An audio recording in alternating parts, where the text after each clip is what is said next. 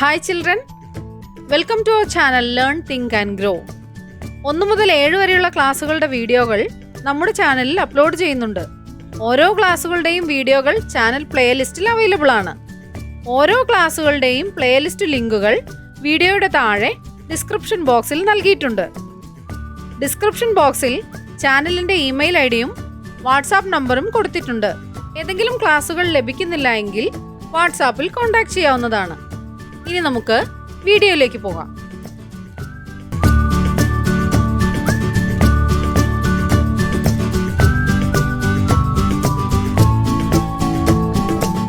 Unit 3 നിറഭേദങ്ങൾ. മഴവില്ല് വരയ്ക്കുന്നവർ. ജനലിൽ ആരോ മുട്ടുന്ന ശബ്ദം കേട്ടാണ് മാളു ഉണർന്നത്. കണ്ണുകൾ തിരുമ്മിക്കൊണ്ട് ജാലകം തുറന്ന് അവൾ പുറത്തേക്ക് നോക്കി. ഞാനിവിടെയുണ്ട് എന്ന ഭാവത്തിൽ പയർച്ചെടി തലയാട്ടുന്നു. മുറ്റത്തെ കൊച്ചു മരച്ചില്ലയിൽ അമ്മക്കിളി അവളെ തന്നെ നോക്കി ചിലച്ചുകൊണ്ടിരിക്കുകയാണ്. ഇന്നെന്തേ നീ വരാൻ വൈകി എന്ന് ചോദിക്കും പോലെ. കുറച്ചപ്പുറത്ത് പുൽത്തലപ്പിലെ മഞ്ഞുതുള്ളിയിൽ ഒരു കുഞ്ഞു സൂര്യൻ തിളങ്ങി. മാളു പ്രഭാതത്തിൽ കണ്ട കാഴ്ചകൾ എന്തെല്ലാമാണ്? പയർച്ചെടി തലയാട്ടുന്നത്, മുറ്റത്തെ കൊച്ചു മരച്ചില്ലയിൽ അമ്മക്കിളി ഇരിക്കുന്നത്, പുൽത്തലപ്പിലെ മഞ്ഞുതുള്ളി. കൊച്ചു മരച്ചില്ലയിലിരുന്ന് അമ്മക്കിളി അവളെ നോക്കുന്നത് എങ്ങനെയാണ് മാളുവിന് അനുഭവപ്പെട്ടത്? ഇന്നെന്തേ നീ വരാൻ വൈകിയെന്ന് ചോദിക്കും പോലെ. ഇന്നെന്തേ നീ വരാൻ വൈകി എന്ന ആ ചോദ്യത്തിൽ നിന്ന് എന്തു മനസ്സിലാക്കാം? എല്ലാ ദിവസവും എഴുന്നേറ്റ ഉടനെ അവൾ അവിടെ ചെല്ലാറുണ്ട്. അമ്മക്കിളിയും അവളും തമ്മിലുള്ള അടുപ്പം, ഇതെല്ലാം നമുക്ക് ഈ വാക്യത്തിൽ നിന്ന് മനസ്സിലാക്കാം. പുൽത്തലപ്പിലെ മഞ്ഞുതുള്ളിയിൽ ഒരു കുഞ്ഞു സൂര്യൻ തിളങ്ങി. എന്താണ് അതിൽ നിന്ന് മനസ്സിലാക്കുന്നത്? ആ മഞ്ഞുതുള്ളിയുടെ ഭംഗി, സൂര്യപ്രകാശം അതിലേക്ക് തട്ടുമ്പോഴുള്ള അതിൻ്റെ തിളക്കം. ആ പ്രഭാതത്തിൽ മാളു മറ്റെന്തൊക്കെ കണ്ടിരിക്കാം? മുറ്റത്ത് പൂന്തോട്ടത്തിൽ പൂക്കൾ വിടരുന്നത്, പൂമ്പാറ്റകൾ പാറി നടക്കുന്നത്, മാവിൻ കൊമ്പിലിരുന്ന് കുയിൽ പാടുന്നത്, കാക്കകൾ കരയുന്നത്, പിന്നെയോ പലതരത്തിലും നിറത്തിലുമുള്ള കിളികളെയും കണ്ടിരിക്കാം. മഴവില്ല് വരയ്ക്കുന്നവർ. ഒരു നാടോടി കഥയാണ് മഴവില്ല് വരയ്ക്കുന്നവർ എന്ന ഈ പാഠഭാഗം. ആ നാട്ടിൽ നിറയെ കുന്നുകളായിരുന്നു. അവിടെയാണ് മൃഗങ്ങളും പക്ഷികളും മനുഷ്യരുമൊക്കെ താമസിച്ചിരുന്നത്. കുന്നുകൾക്കെല്ലാം മധ്യേ വിശാലമായ മൈതാനം പോലെ ചതുപ്പ്. കുന്നുകളുടെ മധ്യത്തിൽ എന്താണ്?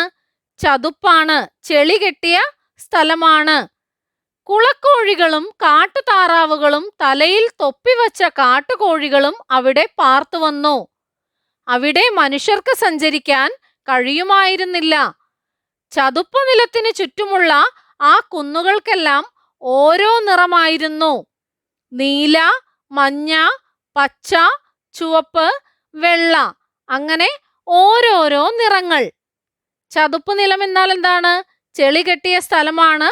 അവിടെ ഇറങ്ങിയാൽ കാല് മണ്ണിലേക്ക് ആണ്ടുപോകുന്ന സ്ഥലമാണ്. അതിലെ ആർക്കും സഞ്ചരിക്കാൻ കഴിയില്ല.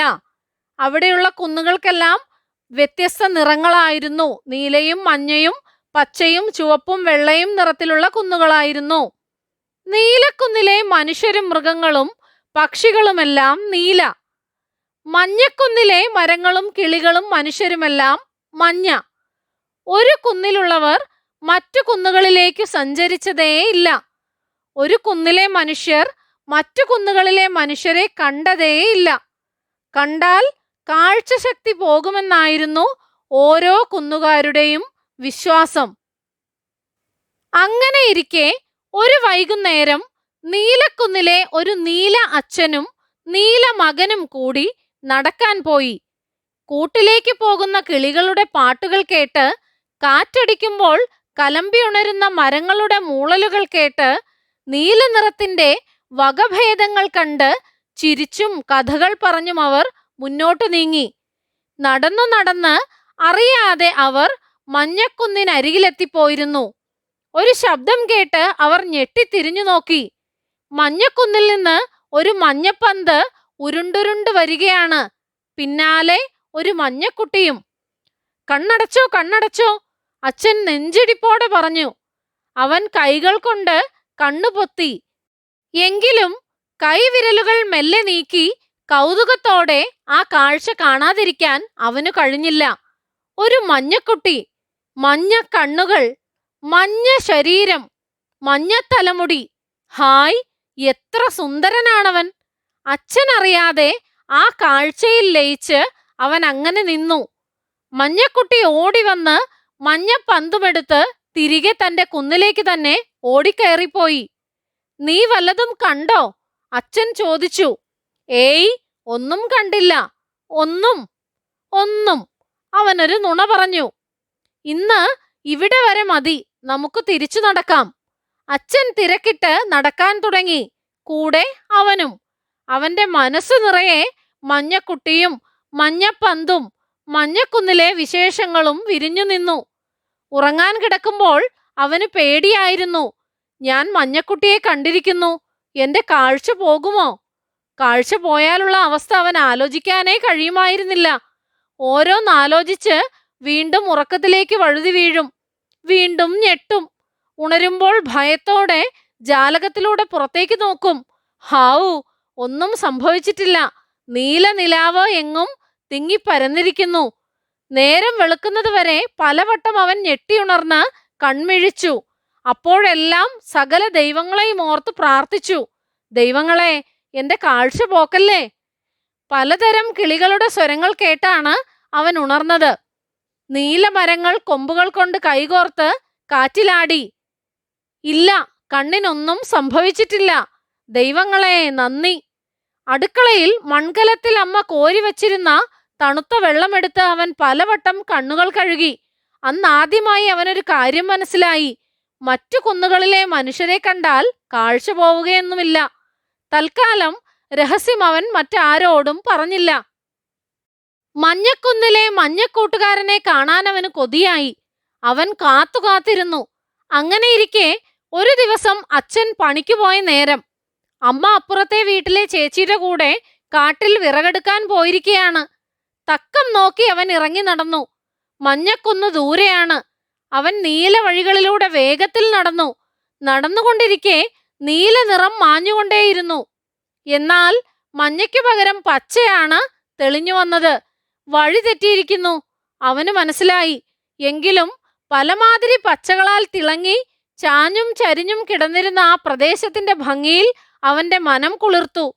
പച്ചമുളകൾ നിറഞ്ഞ കാട്ടിലൂടെ അവൻ നടന്നു. ഒരു പച്ചമുയൽ ഓടിവന്ന് ചെവി കൂർപ്പിച്ച് കുറ്റിക്കാട്ടിലേക്ക് ചാടിപ്പോയി. പെട്ടെന്ന് മുള കീറുന്നത് പോലെ ഒരു നിലവിളി കേട്ടു. അയ്യോ, ഓടിവരണേ, രക്ഷിക്കണേ! അവൻ ശബ്ദം കേട്ട ഭാഗത്തേക്ക് ഓടിച്ചെന്നു. ഒരു പച്ച പെൺകുട്ടി പച്ചക്കുളത്തിൽ പൊങ്ങുകയും താഴുകയും ചെയ്യുന്നു. അവൻ കുളത്തിന്റെ പടവുകളിൽ പിടിച്ച് കൈനീട്ടി. അവൾ കൈ പിടിക്കുന്നില്ല. അവന് കാര്യം മനസ്സിലായി. ഓ, എന്റേത് നീലക്കൈയല്ലേ. അവൻ കാട്ടിൽ ഒടിഞ്ഞു വീണ ഒരു പച്ച മുളന്തണ്ടെടുത്ത് നീട്ടി. അവൾ അതിൽ പിടിച്ചു. അവൻ ആഞ്ഞു വലിച്ചു. ഹാവൂ, ഒരുവിധം കരകയറ്റി. അവൻ അവളെ നോക്കി നിന്നു. ഒരു പാവം പച്ച പെൺകുട്ടി. അവന്റെ ശ്രദ്ധ അവളുടെ പാദത്തിലേക്ക് തിരിഞ്ഞു. ഒരു മുറിവിൽ നിന്ന് ചോര കിനിയുന്നു. അവൻ തന്റെ നീലക്കുപ്പായത്തിന്റെ ഒരറ്റം വലിച്ചു കീറി അവളുടെ കാലിൽ വരിഞ്ഞു കെട്ടി. അവൾ വേദനയോടെ ചിരിച്ചു. പിന്നെ വേച്ചു വേച്ചു നടന്നു. ഹേയ്, നിന്റെ പേരെന്താ? അവൻ ചോദിച്ചു. അവൾ ഒന്നും പറയാതെ തിരിഞ്ഞു നോക്കി. പിന്നെ തളിരിലകളിൽ കുളിരണിഞ്ഞാടുന്ന തേന്മാവ് പോലെ കുലുങ്ങിച്ചിരിച്ചു. നേരം വൈകി. അവൻ ഓർത്തു, അമ്മ വന്നിട്ടുണ്ടാവും. കാട്ടുമുളകൾക്കിടയിലൂടെ നടക്കുമ്പോൾ അല്പം അകലെ ഒരു കൂക്കുവിളി. ദൂരെ പച്ചക്കുന്നിലെ കൂട്ടുകാർ വിളിക്കുകയാണ്. അവർ ഒരു മുളന്തണ്ടിൽ അവന്റെ നീലക്കുപ്പായത്തിന്റെ ശീല കൊടി പോലെ കെട്ടി വീശുകയാണ്. അവനും കൈവീശി. അന്നു മുതൽ നീലക്കുന്നിലെയും പച്ചക്കുന്നിലെയും കുട്ടികൾ കൂട്ടുകാരായി. അവർ കളികളും കഥകളും അന്നവും പങ്കുവച്ചു. അന്നം, ഭക്ഷണം. നീലക്കൂട്ടുകാരും പച്ചക്കൂട്ടുകാരും മഞ്ഞക്കൂട്ടുകാരും മഞ്ഞക്കുന്നിലേക്കും ചുവപ്പുകുന്നിലേക്കും വെള്ളക്കുന്നിലേക്കുമെല്ലാം നിരന്തരം സഞ്ചരിച്ചു. അവർ ഒന്നിച്ചു കളിച്ചു, നിറങ്ങളും നിമിഷങ്ങളും പങ്കുവച്ചു. ഇതൊന്നും അവരുടെ അച്ഛനമ്മമാർ അറിഞ്ഞതേയില്ല. നിലാവലകൾ പൂമ്പട്ടു നെയ്ത ഒരു രാത്രി. ദൈവം ഭൂമിയിലെ നിറങ്ങളുടെ കുന്നുകളിലേക്ക് നോക്കി. ഓരോ കുന്നിലും നിറഭേദങ്ങളുടെ കൊടികൾ പാറുന്നു. നിറഭേദം, നിറവ്യത്യാസം, പല നിറത്തിലുള്ള കൊടികൾ പാറുന്നു. നീലക്കുന്നിൽ പച്ചയും മഞ്ഞയും വെള്ളയും ചുവപ്പും, മഞ്ഞക്കുന്നിൽ നീലയും പച്ചയും വെള്ളയും ചുവപ്പും. ഇത് ആ കുസൃതി കുരുന്നുകളുടെ പണിയാണ്. ദൈവം ചിരിച്ചുകൊണ്ടോർത്തു. പിന്നെ താമസിച്ചില്ല. സ്വർഗത്തിലെ നിറത്തുകിലുകൾ ഓരോന്നും കൂട്ടിക്കെട്ടി എല്ലാ കുന്നുകൾക്കും മീതെ ഒരു വലിയ മാലയായി ചാർത്തി. തുകിൽ, തുണി, വസ്ത്രം. ആ ദിവ്യമായ കണ്ണുകൾ ചതുപ്പു നിലത്തിലേക്കൊന്നു നോക്കിയതേയുള്ളൂ. കുളക്കോഴികളും കാട്ടുതാറാവുകളും അടുത്ത ചതുപ്പിലേക്ക് പറന്നുപോയി. അവിടെ മുഴുവൻ പഞ്ചാര മണൽ നിറഞ്ഞു. പിന്നെ രാത്രി മുഴുവൻ കുട്ടികൾക്ക് മാത്രം കേൾക്കാവുന്ന മധുരമായ സംഗീതം പൊഴിച്ചു. നേരം വെളുക്കുമ്പോഴേക്കും കുട്ടികൾ ഉണർന്നു. കുന്നുകൾക്കു താഴെ ചതുപ്പ് നിലം വറ്റിയിരിക്കുന്നു. പിന്നെ ഒട്ടും താമസിച്ചില്ല. കയ്യിൽ കിട്ടിയ കളിയുപകരണങ്ങളുമായി എല്ലാ കുന്നിലെയും കൂട്ടുകാർ പഞ്ചാരമണലിൽ തുള്ളിച്ചാടി നടന്നു. ബഹളം കേട്ടുണർന്ന എല്ലാ കുന്നിലെയും അച്ഛനമ്മമാർ കണ്ടത് വെള്ള മൈതാനിയിൽ നിറങ്ങൾ വാരി വിതറി ഓടിക്കളിക്കുന്ന കുട്ടികളെയാണ്. അവർ ആകാശത്തേക്ക് നോക്കി. 7 നിറങ്ങളിൽ പൂത്തുലഞ്ഞ് മഴവില്ല്. ഈ കഥയിൽ പറയുന്ന വിവിധ നിറമുള്ള കുന്നുകളും മനുഷ്യരുമെല്ലാം വിവിധ തരത്തിലുള്ള വിഭാഗീയതകളുടെ പ്രതീകങ്ങളാണ്. വിഭാഗീയത, ഭിന്നിപ്പ്. അവിടെയുള്ള മുതിർന്നവരോ? ഏതോ കാലത്ത് ആരോ പറഞ്ഞ കാര്യങ്ങൾ അപ്പാടെ വിശ്വസിച്ചു പോരുന്ന അന്ധവിശ്വാസികളാണ് അവിടുത്തെ മുതിർന്നവർ. ഒരു കുന്നിലെ മനുഷ്യരെ കണ്ടാൽ മറ്റൊരു കുന്നിലെ മനുഷ്യരുടെ കണ്ണ് പൊട്ടിപ്പോവുമെന്നാണ് അവർ വിശ്വസിച്ചിരുന്നത്. പക്ഷേ കുട്ടികളാവട്ടെ അത് അന്ധമായ വിശ്വാസമാണെന്ന് തിരിച്ചറിയുന്നു. നീലക്കുട്ടി മഞ്ഞക്കുട്ടിയുടെ നിറത്തിന്റെ ഭംഗി ആസ്വദിക്കുകയാണ് ചെയ്യുന്നത്. അതുപോലെ പച്ചക്കുട്ടികൾ നീലക്കുട്ടിയെ തങ്ങളുടെ കളിക്കൂട്ടുകാരനാക്കുന്നു. എല്ലാ കുട്ടികളും മുതിർന്നവരറിയാതെ കളിക്കൂട്ടുകാരാവുന്നു. അതാണ് ദൈവം കണ്ട മനോഹരമായ കാഴ്ച. നിറങ്ങളുടെ ലോകത്ത് എല്ലാ നിറവും ഭംഗിയുള്ളതാണ്. നിറങ്ങളുടെ വ്യത്യസ്തമായ കൂടിച്ചേരലാണ് മഴവില്ലിനെയും ഭംഗിയുള്ളതാക്കുന്നത്. എല്ലാവരും തുല്യരാണ്. പരസ്പര സ്നേഹവും ഒത്തൊരുമയുമാണ് ദൈവം പോലും ഇഷ്ടപ്പെടുന്നത്. വായിക്കാം, കണ്ടെത്താം. അവൻ കൈകൾ കൊണ്ട് കണ്ണുപൊത്തി. എങ്കിലും കൈവിരലുകൾ മെല്ലെ നീക്കി കൗതുകത്തോടെ ആ കാഴ്ച കാണാതിരിക്കാൻ അവന് കഴിഞ്ഞില്ല. നീലക്കുട്ടി കണ്ട കാഴ്ചകൾ എന്തൊക്കെയാണ്? നീലക്കുട്ടി കൈകൾ കൊണ്ട് കണ്ണുപൊത്തിയെങ്കിലും ആ കാഴ്ച കാണാതിരിക്കാൻ അവന് കഴിഞ്ഞില്ല. ഒരു മഞ്ഞക്കുട്ടി, മഞ്ഞ കണ്ണുകൾ, മഞ്ഞ ശരീരം, മഞ്ഞ തലമുടി. ഹായ്, എത്ര സുന്ദരനാണവൻ! മഞ്ഞക്കുട്ടി ഓടി വന്ന് മഞ്ഞപ്പന്തുമെടുത്ത് തിരികെ തന്റെ കുന്നിലേക്ക് തന്നെ ഓടിപ്പോയി. ഇതെല്ലാമാണ് നീലക്കുട്ടി കണ്ട കാഴ്ചകൾ. നീലക്കുട്ടി മനസ്സിലാക്കിയ രഹസ്യം മറ്റാരോടും പറയാതിരുന്നത് എന്തുകൊണ്ടാവാം? മുതിർന്നവർ ഇത്രയും കാലം പറഞ്ഞത് കള്ളമാണെന്ന് മറ്റുള്ളവർക്ക് മനസ്സിലാവുമെന്ന് അവൻ കരുതി. കൂടാതെ തന്റെ അച്ഛനോട് സത്യം പറഞ്ഞില്ല എന്ന കുറ്റബോധവും കൂട്ടുകാർ തന്നെ പരിഹസിക്കുമോ എന്ന ഭയവും കാരണമാവാം നീലക്കുട്ടി താൻ മനസ്സിലാക്കിയ കാര്യം മറ്റാരോടും പറയാതിരുന്നത്. കഥയിലെ കുട്ടികളുടെയും മുതിർന്നവരുടെയും സ്വഭാവങ്ങൾ തമ്മിലുള്ള വ്യത്യാസങ്ങൾ കണ്ടെത്താമോ? എന്താണ്?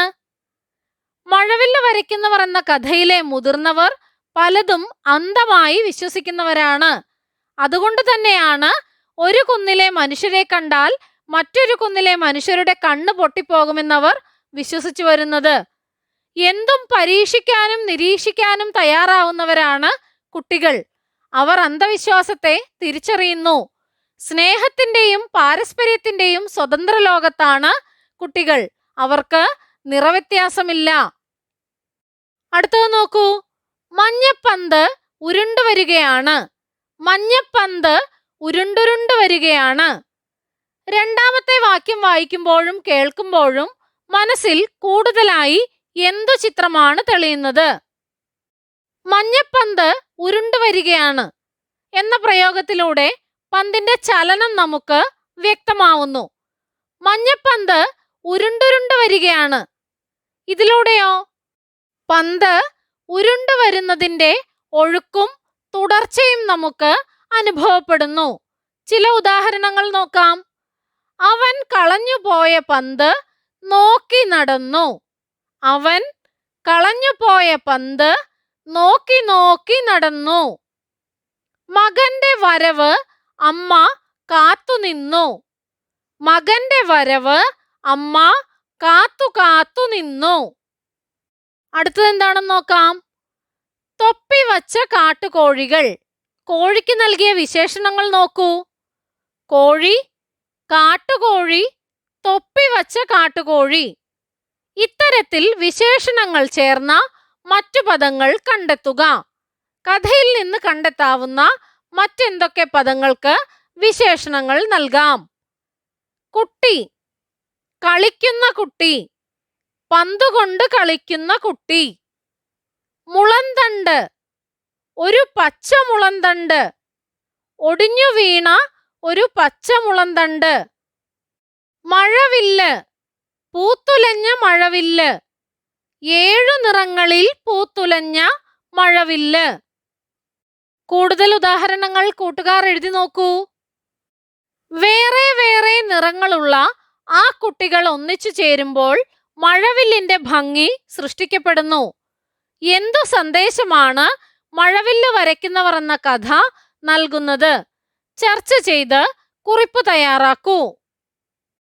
വിഭാഗീയതയും കലഹങ്ങളും ഒഴിവാക്കി പരസ്പര സ്നേഹത്തോടെയും സന്തോഷത്തോടെയും ജീവിക്കേണ്ടവരാണ് മനുഷ്യർ എന്ന വലിയ സന്ദേശമാണ് ഈ കഥ നൽകുന്നത്. ഈ കഥയിലെ മുതിർന്നവർ മൂഢവിശ്വാസങ്ങളുടെ തടവറയിലാണ്. എന്നാൽ കുട്ടികൾ സ്നേഹത്തിന്റെയും പാരസ്പര്യത്തിന്റെയും സ്വതന്ത്ര ലോകത്താണ്. മുതിർന്നവരുടെ മനസ്സിലും ഒരുമയുടെയും സ്നേഹത്തിന്റെയും വിത്തുപാകാൻ കുട്ടികൾക്കു കഴിയുന്നു. എല്ലാ കുട്ടികളും മുതിർന്നവരറിയാതെ കളിക്കൂട്ടുകാരാകുന്നു. മനോഹരമായ ആ കാഴ്ച കണ്ട ദൈവം സന്തോഷിക്കുകയും അവർക്കായി ചതുപ്പുനിലം മാറ്റി പഞ്ചാര മണൽ വിരിച്ചു നൽകുകയും ആകാശത്ത് മഴവില്ല് വിരിയിക്കുകയും ചെയ്യുന്നു. നിറങ്ങളുടെ വ്യത്യസ്തമായ കൂടിച്ചേരലാണ് മഴവില്ലിനെ മനോഹരമാക്കുന്നത്.